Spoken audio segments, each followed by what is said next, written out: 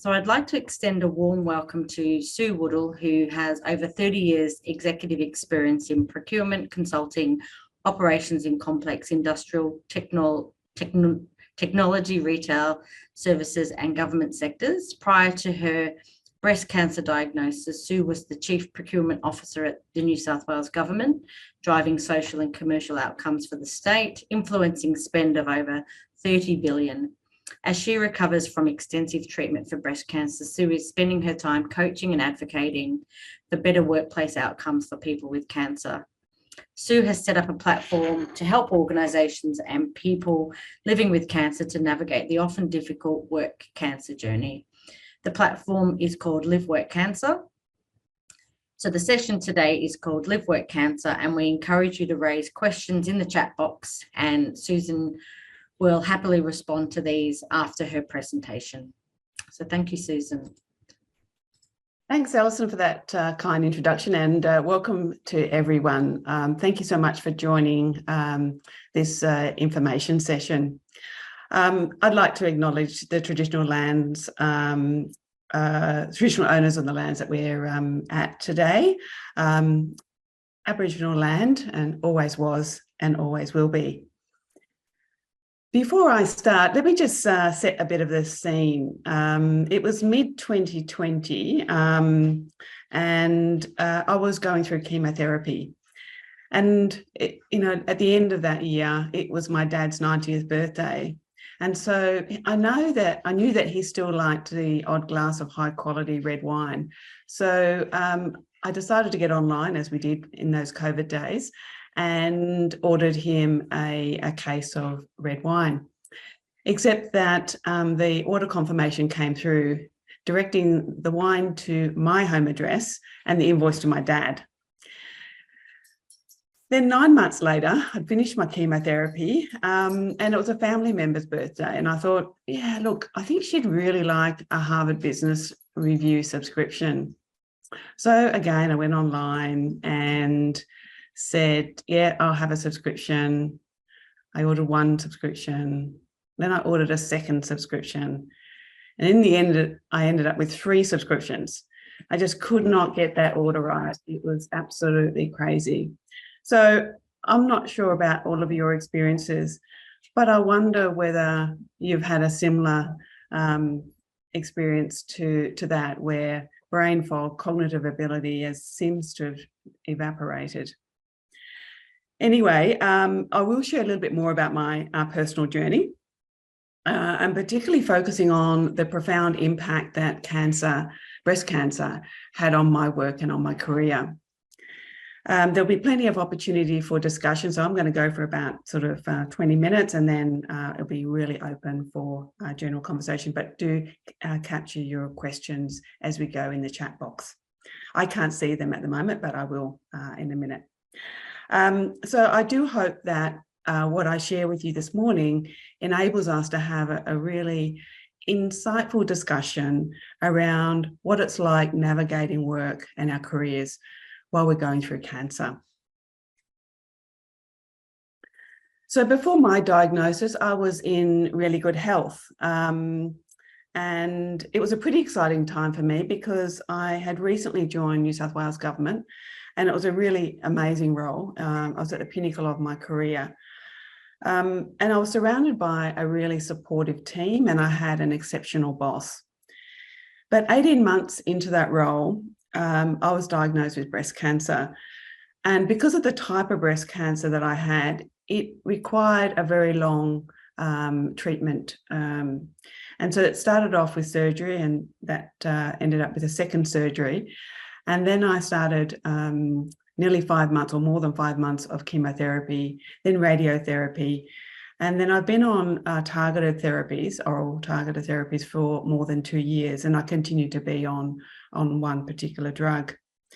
And I was completely overwhelmed and unprepared for the side effects of that treatment plan. And to cut a long story short, after about 15 months or so, decision time came, and my contract was terminated.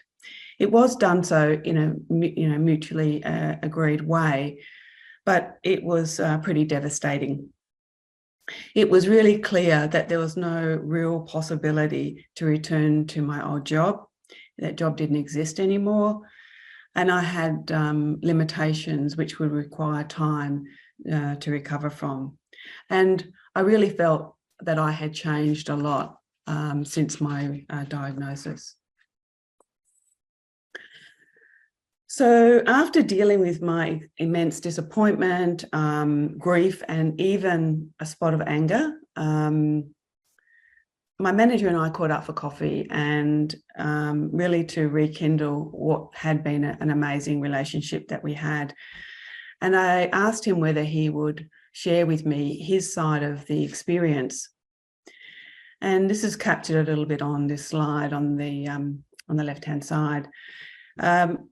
He said our relationship was really tested during the journey, and he had no idea how long and difficult my cancer treatment journey would be. He found it difficult to balance my needs and the obligations of the role. And he did find it extraordinarily difficult to find a pathway for me to go back to work. From my perspective, I'd been working for 40 years. I'd made my way up the food chain, so to speak, and my career was completely disrupted. Recovery from the treatment plan that I was on was definitely not linear, and I know that I'm not the only person who experiences, the ups and downs of cancer treatment and the side effects.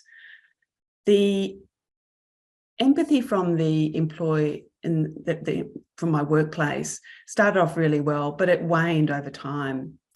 And over the course of time, my confidence in myself and my abilities and who I was changed. It diminished. And while I built a very comprehensive return to work plan, and I built it using my own structured plan because I wasn't given any framework, I wasn't sort of directed to anything that I could pull out and sort of cut and paste and put my thoughts on. I had to build it from scratch. That extensive work plan, while it was return to work plan, while it was acknowledged, wasn't enough to get me back to work. But on the positive side, since I haven't gone back to my old job in my old employer, I have experienced tremendous post-traumatic growth. My life, my purpose has changed, and it's really invigorating for me. So my return to work plan consisted of two parts. Firstly, I wanted to make sure that my workplace, my manager, HR, understood all of my current treatment, the treatment that I hadn't had that was planned, and also the frequency of that treatment. So pretty much the routine of treatment. And then I explained with great detail the side effects that I was experiencing. Not just a physical side, but also the cognitive and the psychological impact that the treatment was having on me. And then I just described in the return to work plan what the implication of those side effects were for me to be able to do my job. And things like the fact that I was immune compromised, so I couldn't actually engage with a lot of people, rest periods and the like. The second part of my return to work plan described what objectives I wanted to achieve and what adjustments to my routine, to working while I was still going through treatment and recovering from that treatment. Those are what adjustments did I need? So apart from the objectives, I also described what my concerns were, what my fears were.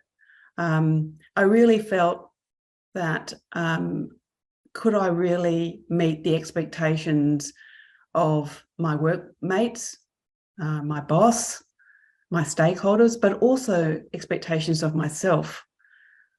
And what would successful return to work look like? I really felt that I had slowed down. I wasn't sharp. I'd lost my my executive cognitive abilities. I had changed, and I wondered how people would respond to me because I was different to the person who left to start my treatment. I also wanted to ensure that my employer understood the things which would trigger distress for me and potentially create burnout. And I didn't want to burn out. I didn't want to go back and burn out. I had seen other people in the same department pretty much hit a wall and burn out. So things like tight deadlines were a real concern for me. Having lots and lots of things I needed to do, some which were planned and many which would not be. I also shared my return to work plan with a number of people outside of my employer. So friends of friends, people that I knew could help me to really tighten up what was an extensive return to work plan. The sorts of adjustments that I put into the return to work plan are on the right-hand side, but I won't cover those off because when we get into the interactive discussion this morning, we are going to explore what adjustments may be relevant. So I'll just move on to the next slide. And what I learned when I started to explore my return to work journey was, and after my contract had been terminated, I wondered a lot about whether I was the only one to experience this. Do most people leave after, they finish their treatment, or do they work through their treatment? So as my chemo brain fog lifted, which most of it's lifted, I started to do a lot of reading about the research about what happens when cancer intersects with our work and our careers. And I certainly found out quickly that I was not unique. I was not alone in this whole experience. And so I won't go through all of this research. I've read about 100 papers, I think now. But some of the key points are that over 40%, I reckon probably 45, maybe getting up to 50% of people with cancer are of working age. And that cohort of us working with cancer or of working age, when we are diagnosed with cancer, is increasing because we're surviving longer. We get diagnosed earlier. Our retirement age is extended. So there's lots of reasons why that cohort's extended. And the participation of people with cancer isn't ideal. And a recent research release of some research from the UK identified that 70% of the people that were diagnosed with cancer, all sorts of cancers, said that they were fearful about telling their workplace about their diagnosis. So there's a real stigma associated with cancer. And almost half of those people were worried about losing their job because of their cancer diagnosis. So I thought, I've got to do something about this. This is not right. Like, I'm 60, actually I'm 61. I thought maybe it is time to do something else after 40 years. But there's so many other people out there that are needing to navigate this very often difficult journey. And so how can I use my experience in the workplace, coupled with my lived cancer experience, to give something back to community? And so that's what happened middle of last year. And my objective really is to improve the work and career outcomes for anyone impacted by cancer. And it's clear from the research that we must look at it from both the employer's side and the employee side.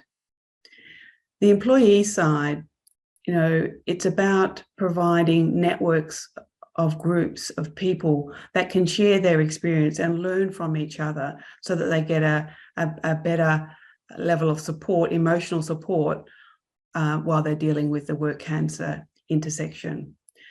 And I'm now a trained coach, so I can provide one-to-one coaching as people are on that or experiencing the challenges of re-engaging or staying with their workplace, or in fact changing their workplace because the needs that they have are not met by that workplace. And we also have information forums, webinars, where we get a collective of people together to share their experience. But if we only look after the people with cancer, my concern was that the employer would not be set up well enough for the person with cancer to navigate inside their workplace environment. So the other part of what Live Work Cancer does is to work with employers to firstly start a conversation about cancer in their workplace, and then secondly, to help the workplace build a more cancer-kind, cancer-friendly setting, so that when we are integrating or when we're working while we're going through our treatment and recovery process, we fit in well within that workplace.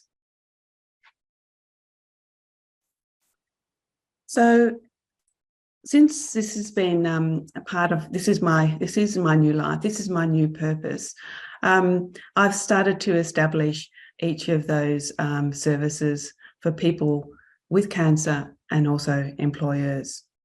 And through that, I've developed some tools which I hope we can discuss this morning. And I'm going to just talk through a few of them and then open it up for some good discussion. The first one is top tips to start a conversation at work, and also top tips about working through or after treatment.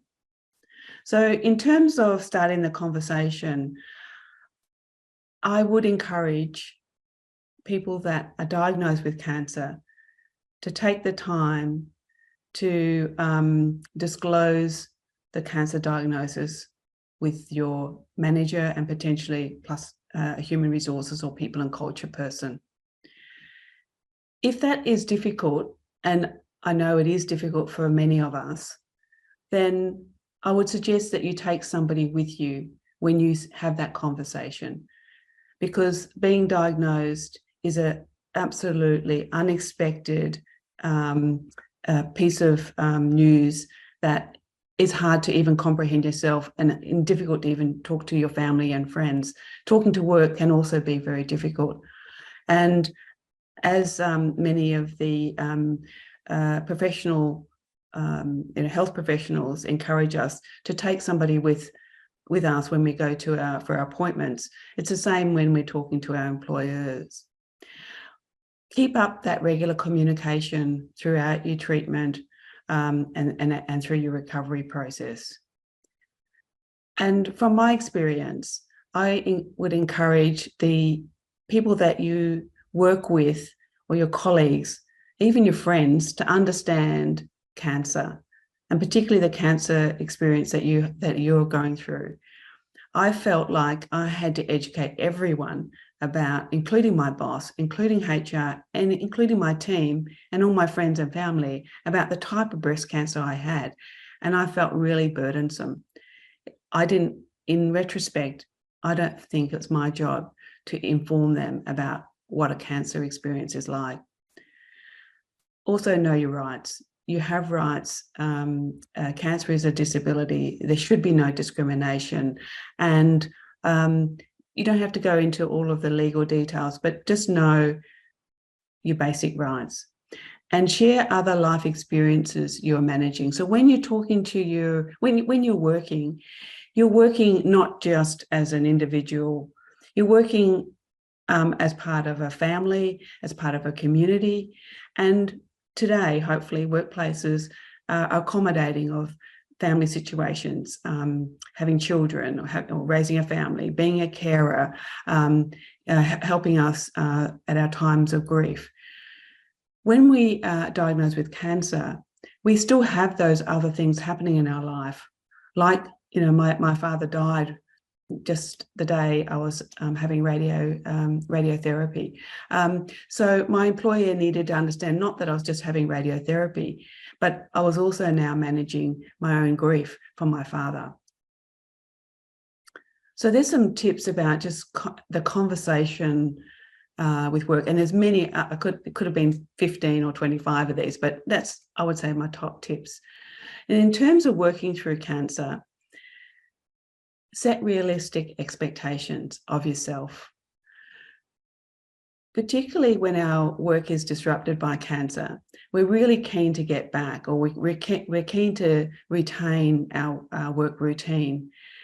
However, when we're thinking about how we're going to return, our routine for returning back to work or maintaining work while we're dealing with the treatment, think of not your best day that you've had, and maybe not your worst day, but what was the average day that you experienced when you were balancing life and your treatment and your recovery.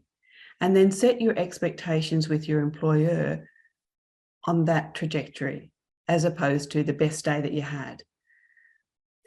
Secondly, seek out reasonable adjustments, and we're going to go through that in a little bit more detail shortly. Modify those adjustments as things change. So one of the things that I've observed is that we set the adjustments up front, and then everyone gets on and does their job. And as a person still recovering on a non-linear recovery process, our accommodations change. We might have to go back for second surgery. Some of the drugs that we might be having really have a very negative impact on our well-being, physical and mental. So the modifications that we negotiated up front may need to be enhanced if we're having some difficulties with our treatment. And set personal boundaries of self-care, and I'm going to talk a little bit about that in a minute. And then co-design or build your return to work plan or your strategy for returning to work with your employer, but also with others that can help you to make sure that it's a realistic expectation. And there's some positive outcomes if we get this right. So I'm going to pause for a minute and just see whether there's any questions to start with before we get into self-care at work, and then we're going to talk about adjustments.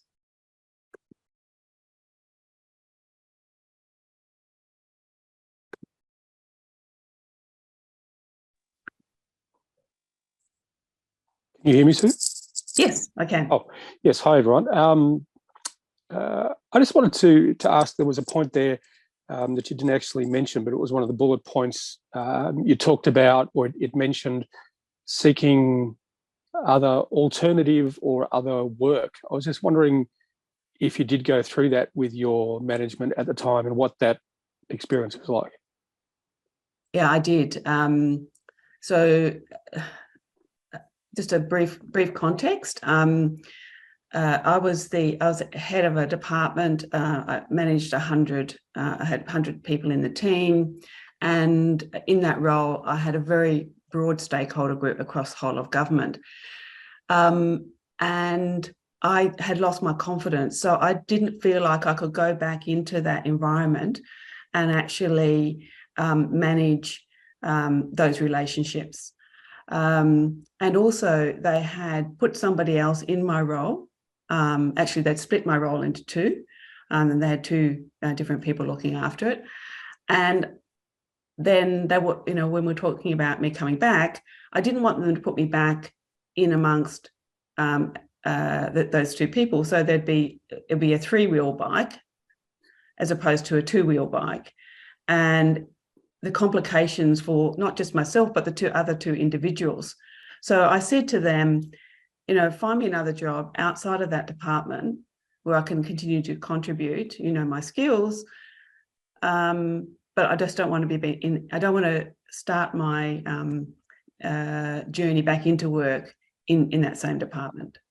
And did asking that question, find me another job, did that feel like you were potentially putting yourself at risk of losing a job at that point?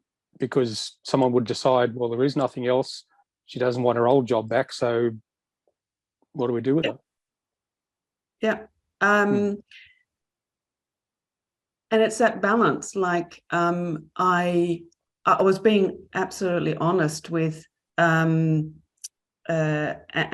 true to the experience that I was living, and I knew that it wouldn't have worked for me, and I don't think it would have worked for the others. And but like it's not like I was in a small business; I was in a big business. So I felt like surely there's another way of getting you back. And previous to that, just as I was diagnosed, or I was actually running another department for a short time, because there was the Small Business Commissioner role was vacant, and they wanted someone to run the department until the commissioner started. So I'd proved myself outside of that department anyway.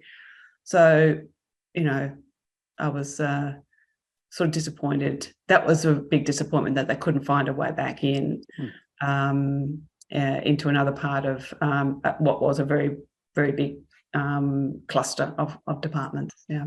Okay, thank you.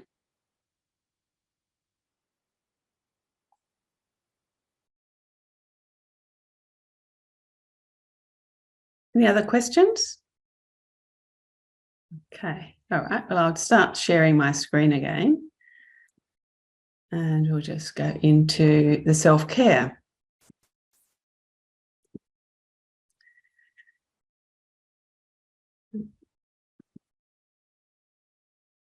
So I built this self-care model as part of support for the network that I set up for women. We now have a network for men as well, and we'll soon have a men and women's group too, because some people like to have mixed genders. And we'll also have a group for carers, for people that are caring for people with cancer.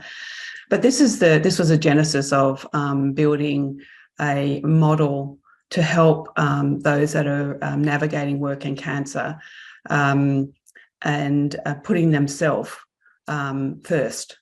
Not to be selfish.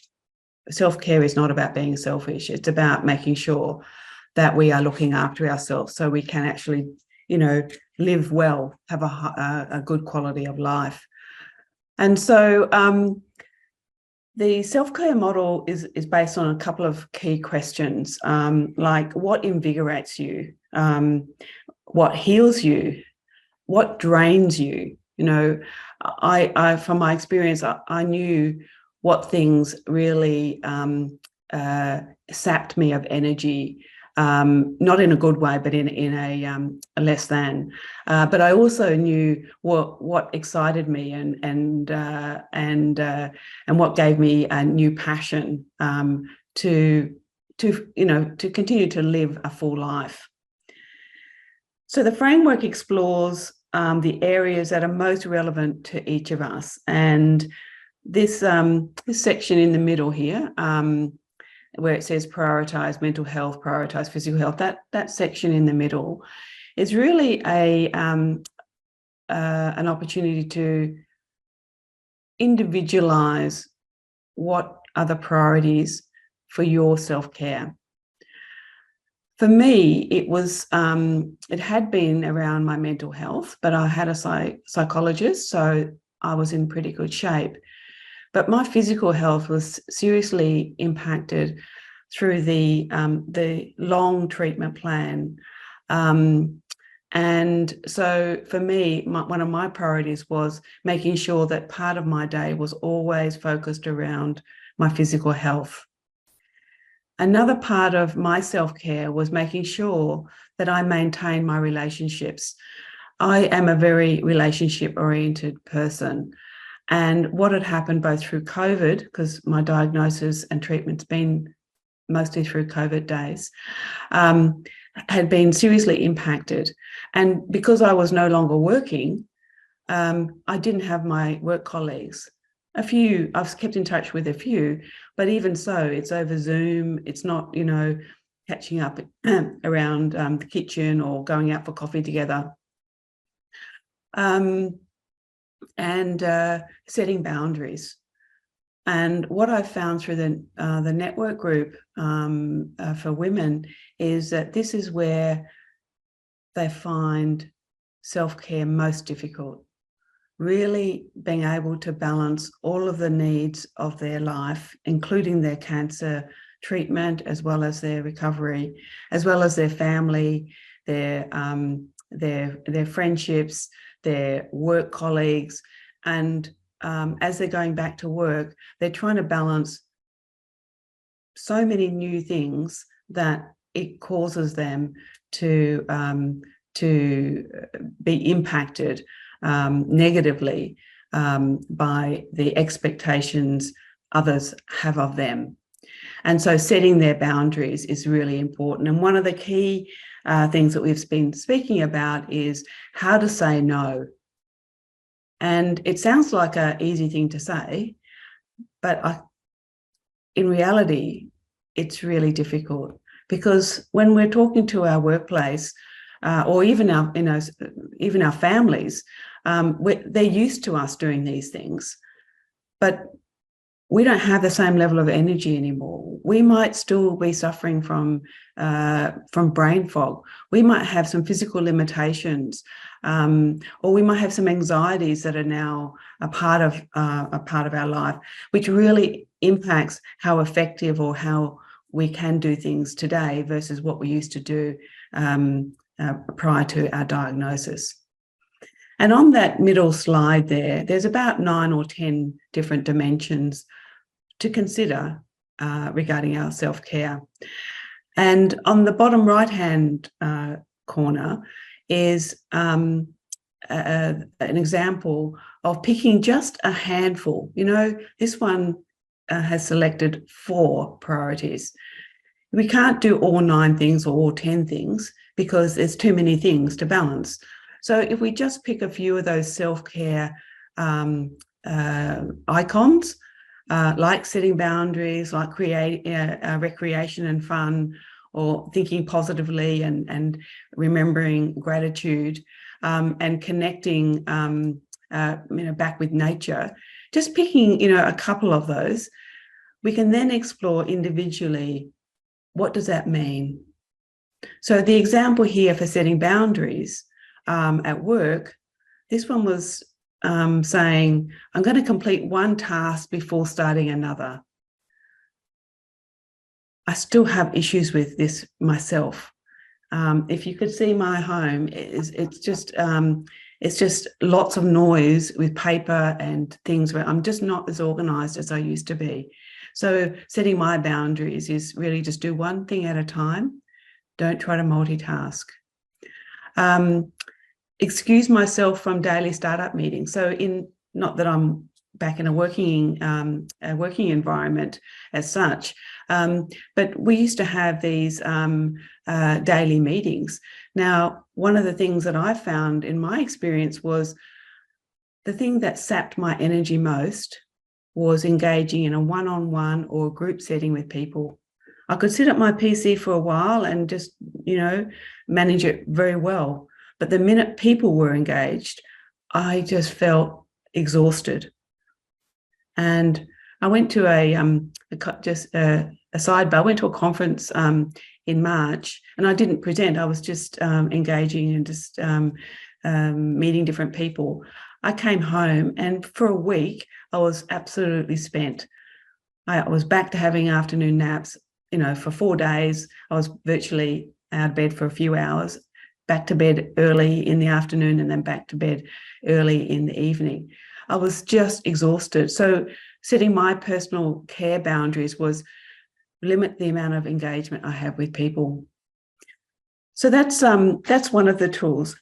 I'll just move on to this next piece, and then we'll open it up for some discussion around this interactive exercise. So I talked about adjustments for our workplace, and I've built a model that tries to capture what we need from our employers when we are going through our treatment or recovering, or when we're now throughout some of our recovery, and we're now really thinking about what are our work-related goals. So I'm going to come off,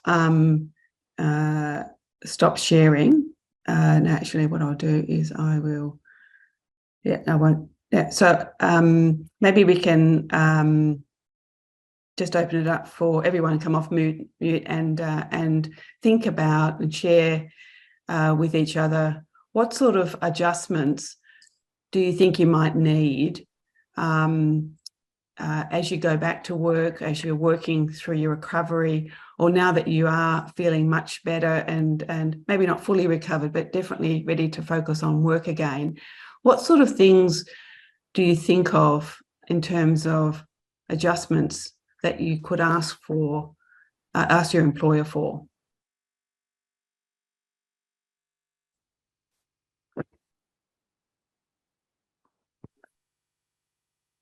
Anyone want to start? Okay, maybe I'll start. Well, actually, I work for New South Wales Government. I work for TAFE, New South Wales. TAFE had already been pretty flexible employer anyway.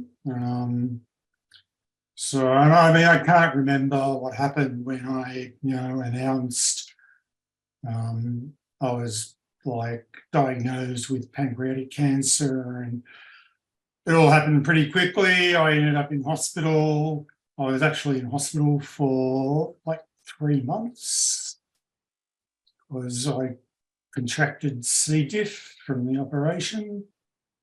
All along TAFE's I'm on an org chart. I'm down in this box that is who are these people down here anyway? So, there's not a big recognition of who I am in the organisation. So doesn't really matter what I do on some days. We'd already been working, everybody had been working from home during COVID anyway. The team that I'm in, we're actually spread right across the state. I live in Armidale, other people live in Coffs Harbour and Taree. Maybe there's one or two people in Sydney. And so TAFE's been fairly relaxed about it. At least my boss has been relaxed about it all the time. So relaxed, I feel guilty when I actually, I have to take the afternoon or a few hours off in the afternoon to have a rest just because I'm having a bad day or I'm tired, frustrated. I had a Whipple operation, and so with the Whipple comes lots of other complications that probably don't exist with breast cancer. So things like, I can never get a second word right, but hepatic encephalopathy or something like that, which sort of means you're going a little bit crazy. Mm-hmm. And certainly, I don't know, I've really lost a lot of degree of tolerance with things aren't going right. So often the answer to that is walk away and just do something else completely different for a little while.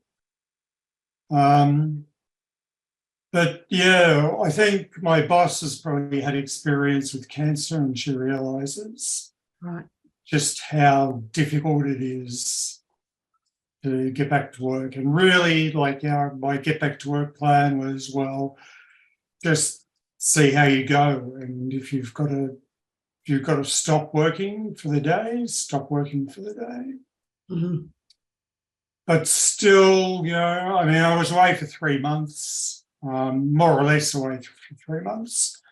Eventually in hospital, I felt well enough to start joining in team meetings to understand what was going on. But in the meantime, I think a lot of things had changed, and I really now find that now that I'm coming back up into speed, I'm doing managing full days. I find it frustrating that things have changed. I don't seem to understand why or understand what's happening. But anyway, that's more or less where I'm at today. Thanks for sharing, Mike. Yeah, but I was like, your talk here was fantastic. Like, it touched on so many points and issues that I'm trying to deal with at the moment, and have dealt with, over the last few months since discharge. Mm-hmm. Mm. Yeah, that was yeah. Thanks for sharing. That was a lot of content there. A lot of I guess, it's good that the person, I think you said your manager had experience with cancer. Well, I suspect she has. Yeah, yeah. Because like you were saying, a lot of people, as soon as you say the word cancer, it's like they switch off. They don't want to know. They don't understand, really, what it actually means. Yeah, yeah. I mean, I felt like I had to be the expert to tell them. I mean, I think one of the challenges is that even when you disclose a type of cancer, often the different type of the same cancer has different dimensions to it, and certainly breast cancer does. And so, maybe my workplace thought that it was, they'd had experience with one type of breast cancer, therefore they thought that I was going to follow the same trajectory. It's just wasn't the case. So yeah. Yeah. I was also interested, like you were talking, well, like you just said now, about telling people about, like, you feel as though you have to tell everybody the details of the cancer. And I feel exactly the same way. And the fact is now, because everyone's working from home, in the office, there's probably only, I don't know, half a dozen people at the most that would be coming into the office regularly. I feel as though I actually now feel as though I've got to talk to people about pancreatic cancer, because it's so difficult to diagnose. It's so difficult for people to realise they might have it or be at risk of having it. And when the diagnosis, I was lucky, I got caught really early. But a lot of people don't get caught don't find out until stage 4. Yeah. And then, they might only have anything from weeks to months to a year left. And, I sort of feel as though people need to be made aware of that. Yes. Yeah. Anyone else want to share their thoughts around the types of adjustments that would be helpful? Yeah, I'd like to share. Can everybody hear me? Yeah. My name's Kim. I'm back at work now. I work for Epworth Health. I'm not a nurse, I'm in admin. I found it extremely challenging telling people, because we work in the medical industry, so they see the positive or negative outcomes every day. So I appointed a very close colleague of mine once, because I found it was so exhausting telling friends and family. I just was overburdened by the tears and and all of that. So I appointed a colleague to talk on my behalf. I gave her permission. I would tell her what's going on with me so she could report to everyone, because they were genuinely interested. And there were some sticky noses, but most of the people were generally concerned, and so that worked really, really well for me. I had my treatment at Epworth, so I found some days I'd sneak in and want to avoid everybody, but other days I really really enjoyed the attention or the concern and the cuddles on my way in. So it's just everybody, you know what that feeling's like. Sometimes you just want to avoid everything, and yeah. And then now I'm back at work. We made some. My manager wasn't forthcoming with a return to work, so I went straight to HR, and then got him involved, and then that was great. He wouldn't have done it without me going sort of above his head doing that. But once it was in play, and we started talking, he understood why it needed to be done. Obviously, we had I worked in a sort of a rotating sort of roster. I worked in the emergency department, so that was a big thing that had to be let go because of the risk of infection or catching COVID, whatever, gastro or anything. So that was a big adjustment to the team, because the team, you know, we're used to this rotating roster, but everyone accepted that that's what that was. Now I feel that I'm back to sort of 3 or 4 days at work. I'm back to pretty much myself. I just have to remind myself, I do get that brain fog still, where I find myself apologizing for forgetting things. But it's, you know, I do sort of laugh at it and go, oh, well, that's just my chemo brain from, 6 months later. And we just sort of have a bit of a laugh about that. But it is frustrating because you feel, you're intelligent, but you feel that you're really dumb. But yeah, I really love being back at work as and look, I have close friends around going, you're working too much, da, da, da, da. And I said, but I really enjoy the company, and I really enjoy, I do see other people with cancer coming through our cancer rehab programs and things. And I don't obviously tell them my journey, but, I find that I'm probably better at my job because if they're a little bit narky, or that when they present to the desk, I have an understanding there, and I just take that in my stride now. So I think, much as that none of us want to be on this journey, we learn some things and learn things about ourselves, and we change because of that. So anyway, I think we all, if we're returning to work, you do have to push a little bit, and know what you advocate for yourself, and have people around that will support you. Get a trusted colleague that will help you share your voice. Yes, I mean, I'm really pleased that you went to HR when you felt that your needs were not being met through your direct line manager.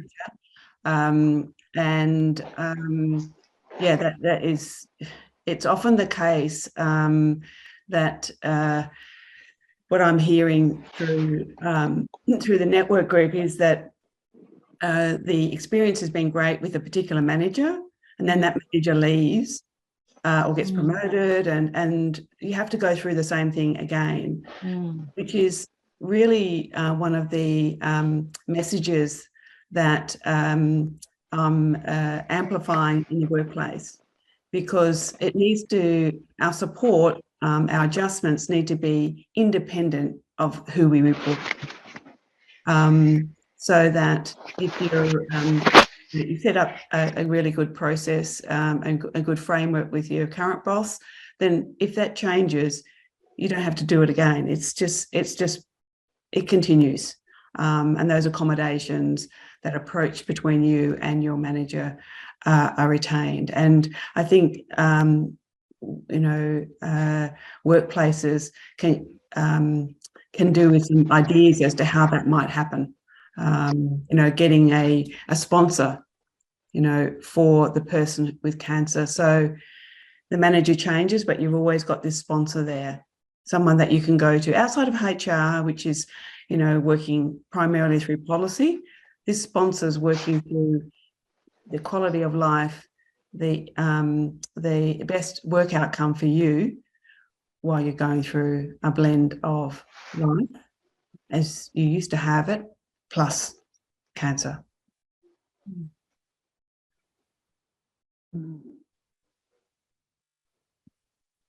Any other thoughts? And then if not, I'll pop the next slide up, and I'll just run you through some of the suggestions, ideas, things to think about as you're, not just going back to work, because as I mentioned, for me, even though I didn't go back to my paid employment, I am technically working on a pro bono basis, primarily for Live Work Cancer. So some days I'm up here, and then other weeks I'm down here, and so my own, self-care, return to work has to be flexible to go up and down as I, travel through my journey. So let me just share my screen again. And sorry, Sue, I think Craig wanted to say something. Oh, yes, Craig. Craig? Thank you. I really appreciated the other comments. I'm just in the process of beginning the transition back to work after treatment. And I guess where I'm at is just very confused. Kim mentioned, I think, that and other people have said that they've changed. I certainly feel like I'm a different kind of person than I was before this. So I'm not 100% sure I want to go back to being the person at work that I was. And at the same time, I'm not sure that I can do it. So yeah, that I just wanted to say that's where I am. So I feel like I've got to do a lot of thinking and feeling my way through this to find out what it is I actually want to do now. That's just where I am. Yeah, I get that, Craig. I really understand that. Okay, so this is, I guess, a map of some of the types of adjustments that you might consider, not just as you're going back into work or as you've just been diagnosed, but I would recommend that you and your employer, your manager, HR, revisit these types of accommodations periodically. As we've already mentioned, things go up and down through our recovery process. So things, what I find typical is that our employers are very comfortable, changing our start times or end times or the number of hours we work in a week or a day, giving us breaks. But some other things are quite important in the schedule. The number of interruptions and distractions that we are needing to manage. In terms of the work activities, for me, it was around complexity. I'd been running a very complex department, very broad stakeholder group. And I knew that cognitively, I couldn't go back into the same level of complex environment. And also the volume, how many tasks are we doing? If we are doing a physical role, some of that might be more difficult as we're going through our cancer treatment and recovery. Also concurrent tasks, this concept of multitasking. And I was a master of multitasking and multi-thinking, I think, although they do say you can only do one thing at a time and you can only think about one thing at a time. But I was pretty much challenging that paradigm. And also I mentioned engagement with people. So, going back into my workplace, I wouldn't have been able to sit through and attend and feel comfortable in a whole heap of meetings, which I used to do every day. In terms of work resources, my reflection on my experience was that I could have gone back if I had somebody to job shadow. What does that mean? It means that when I go back, I've actually got somebody who is capable of doing my job, or certainly a potential person to replace me, but somebody that works alongside of me. So I felt like I had someone to share my load with. There's also structures like job share, which we do for parental leave, we do for other types of leave. But in my case, the job sharing really wasn't considered. Now, I've only got these insights on reflection. I didn't necessarily say, can you give me somebody to job share with? That wasn't in my head. But this is why the conversation with employers is so important, because they may not have thought about it either. Also having someone that can pick up some of the administrative tasks, things which are not necessarily things that we like to do, but in our ordinary course of our work, we would have to do. Setting up network groups inside the organisation. So I've set up network groups outside of the employer setting, but big companies and governments and large organisations, and even actually I'm working with one at the moment, it's quite small, less than 100 people, and they've got 3 people in their team that are managing cancer. But if we're able to encourage employers to set up networks so inside of our organisation, so we can get that support from each other. Also resources around a buddy system or asking for a coach. Like if I had been given a coach that I could talk to pretty much once a week to sort of say, how are you going, Sue? What other support do you need? Oh, okay, you're having difficulty with this type of task. Is there a different way of doing that task that might enable you to keep that as part of a responsibility? And I also mentioned the resource around a sponsor. And I've heard lots of stories about people that have started well with their manager, but then, you know, managers move around, managers get promoted, managers leave and go to another company. And then all of a sudden we find ourselves almost back to where we started from, asking for, pleading for, and negotiating adjustments in our work. In terms of working with others, I've talked quite a lot about this, and that is, you know, if you're working with a lot of people, that can be sometimes very draining. So working out who's accountable for what my role is, if I'm a supervisor, a manager and a leader, if I'm a individual worker, is that going to be enough for me when I come back from cancer?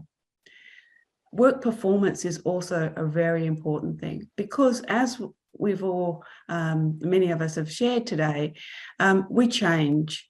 We change not just because of our capability and capacity, but we change in terms of what we want to achieve, what's important to us.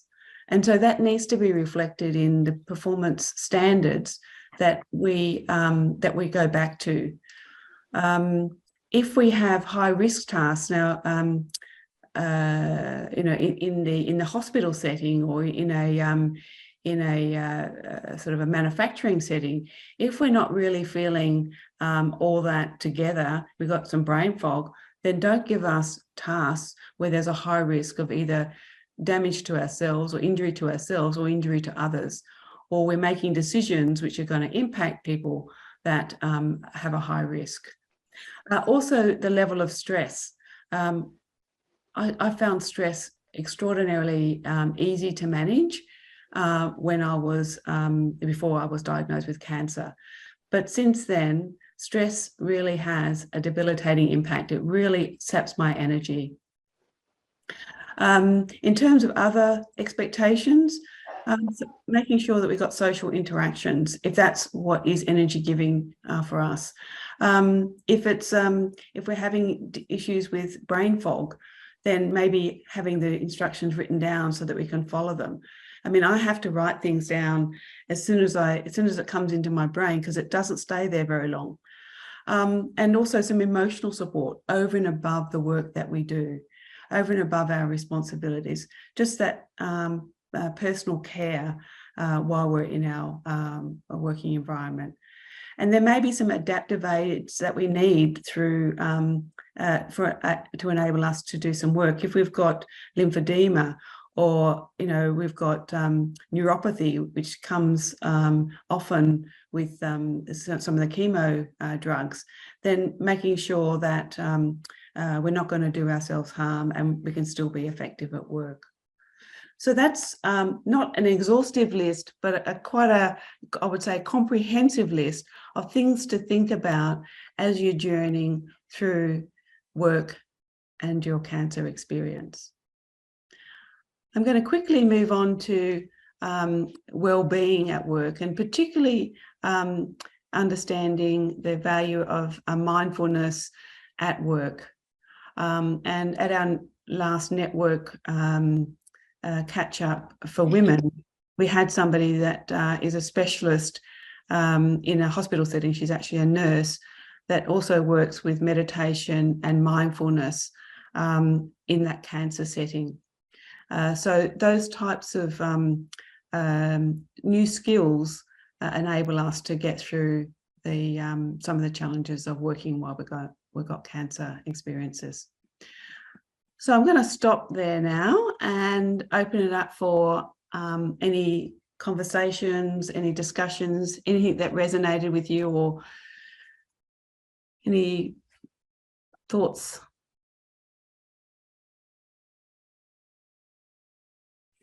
Susan, I'll ask something, and Mike certainly touched on it as well.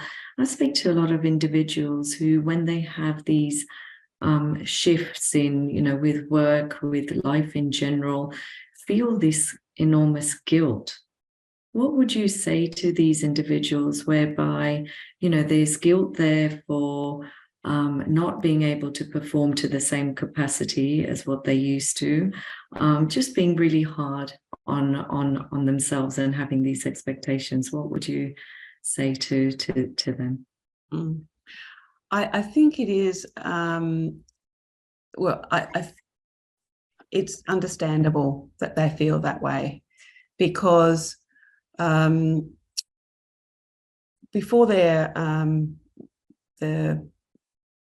medical specialist says you've got cancer, not to say that life's, you know, going 100% well all of the time, but we have control over so much of our life, or we know the bits that we can control and those that we can't, and we've sort of, you know, adapted our well-being, our sense of well-being in that context, and we get support for that well-being where there is out of balance. But when you're diagnosed with cancer, we've never done it before. So the first thing is to be kind to yourself. And it's really easy to say, but it's embarrassing when, you know, I can't even order a case of wine for my dad. It was really embarrassing when I go out to the bin and I try to put the recycling in the respective bins. I feel like even today or yesterday when I did it, I get it completely mixed up. That's not who I was. And so I think it's a sense of understanding that there's a reason why you're having these new experiences. There's a reason why, to some extent, you feel out of control. And in terms of the workplace, that's why I talk a lot about the disclosure. We feel comfortable, most of us will feel comfortable if somebody passes away in our family, going to our employer and saying, look, this has happened, my dad's died. And or going to work and saying, hey, I've just found out that I'm pregnant, you know, and, you know, hopefully that's a good, you know, it might be a shocking piece of news. It might be, oh my God, I never thought that would ever happen. However, our workplaces, our communities in that setting are used to those experiences.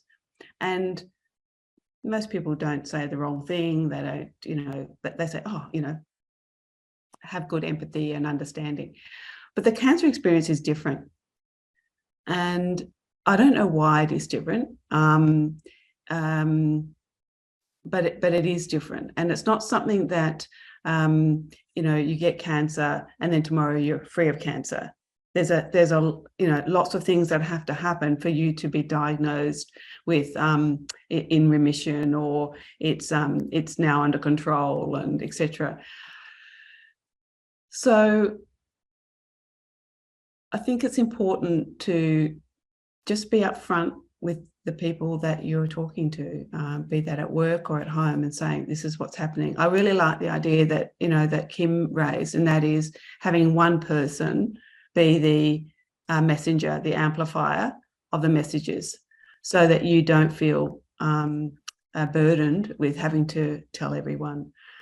And I think this is where that these sorts of forums are really, really valuable, because we're trying to demystify, we're trying to destigmatize cancer and what that means to us as individuals. I mean, we don't die tomorrow because we've got cancer. We've got a journey that we've got a life to live with cancer.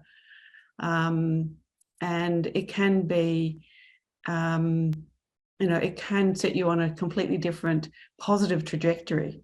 And that's what I've experienced, but I didn't experience that when my boss said, okay, well, how about we terminate your contract? I mean, it was devastating. That the network I had around me enabled me to think about what was possible after that.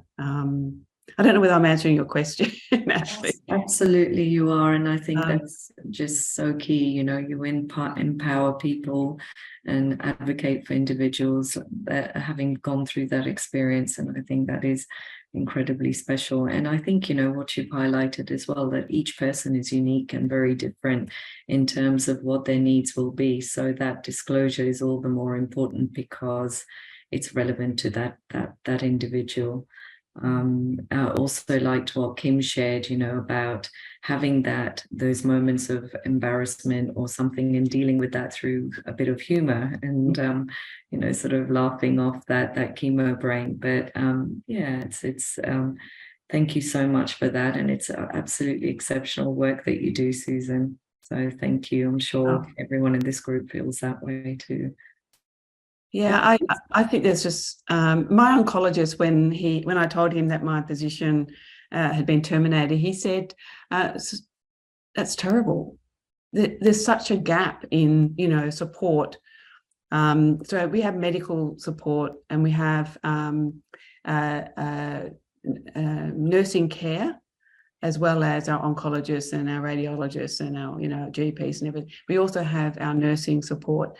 And I couldn't have got through this without my nurse. But when the treatment sort of stops, that nursing support goes away.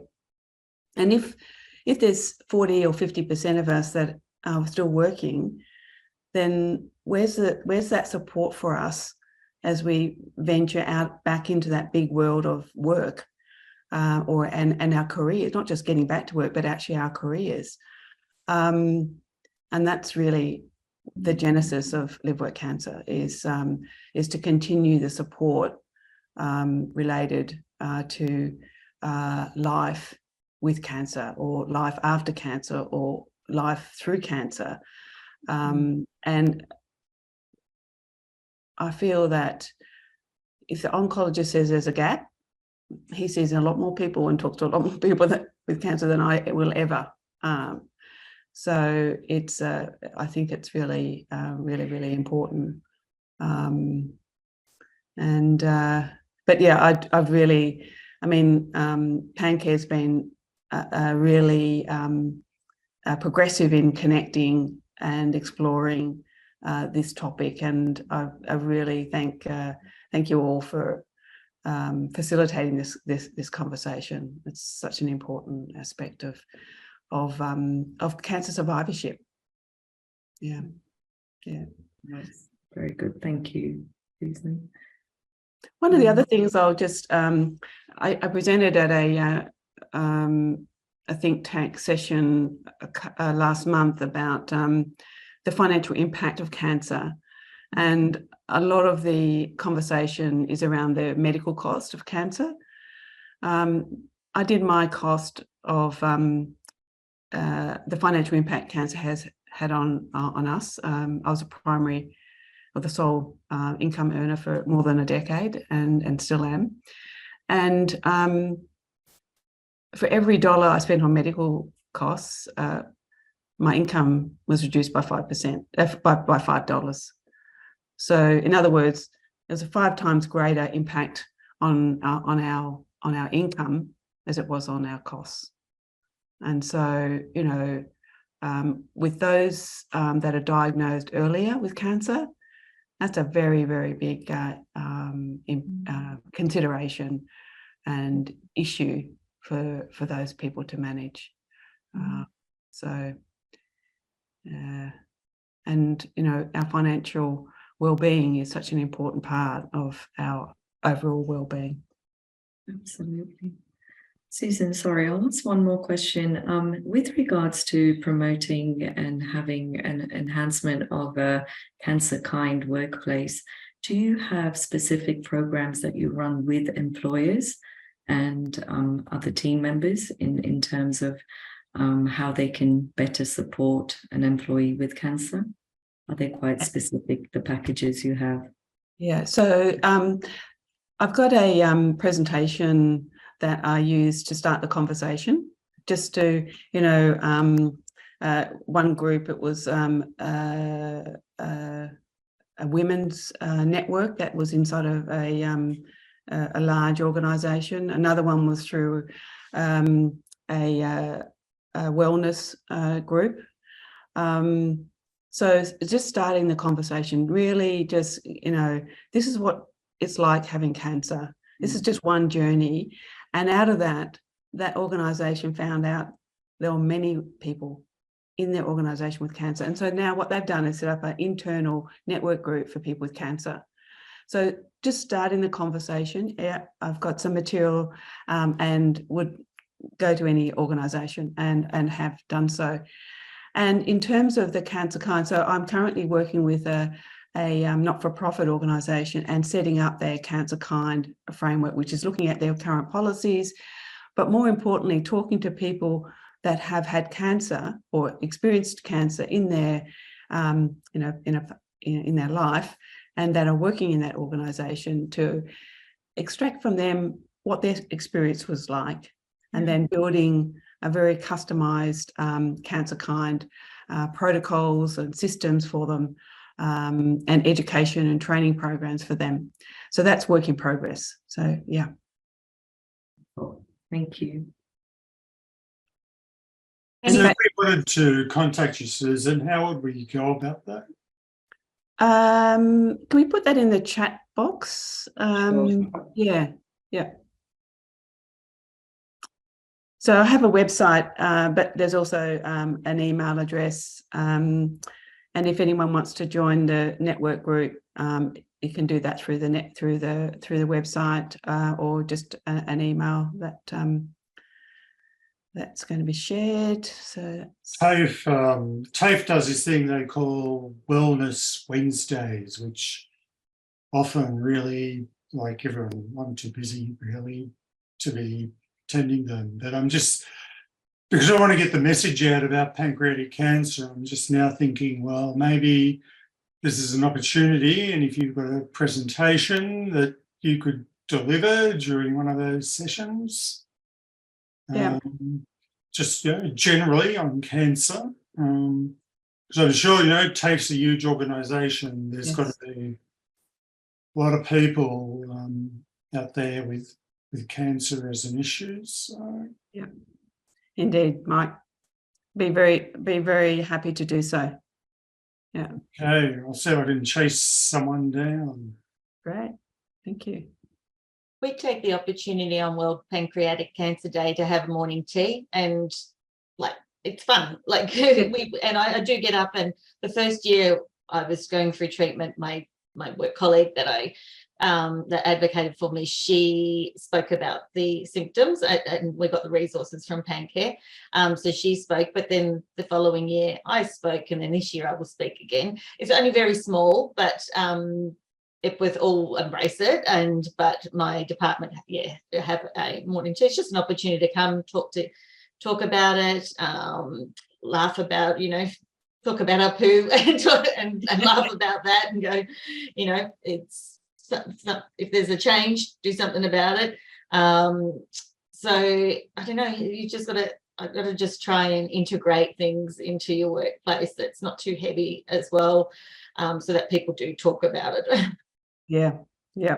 And there are some really fun, certainly for me, I just shared 2 funny stories about mine, but really, there's many more where that one came from, and I think also, I feel really empowered to talk about it now. I probably wasn't, January, February last year, just when I, had to deal with, okay, all right, well, I'll just go away and do something else now. What will I do? But yeah, there is a really amazing opportunity to grow through this experience, and it's about having your expectations of yourself, people around you that fill your energy tank, and move aside if you're going to deplete it. But humour is a really good way of connecting with people.